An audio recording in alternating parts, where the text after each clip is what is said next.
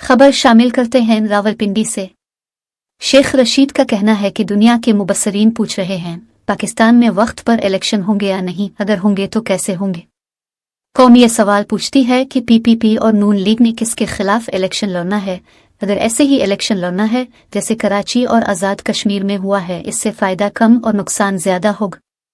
तफसीलात के मुताबिक सरबरा अवामी मुस्लिम लीग शेख रशीद ने ट्विटर पर अपने बयान में कहा है कि वज़ीर ख़ारजा निस्फ सेंचुरी मुकम्मल करने बाद 15 माह में चौथी मरतबा अमरीका लैंड कर गए हैं। न ये सिफारती दौरा है न दौरे का एलामिया, ये उनकी सियासी खुफिया सरगर्मियों की ख्वाहिशों का चौथा नाकाम दौरा है। खाली हाथ लूटेंगे, बिकाऊ माल की मंडी लगी हुई है।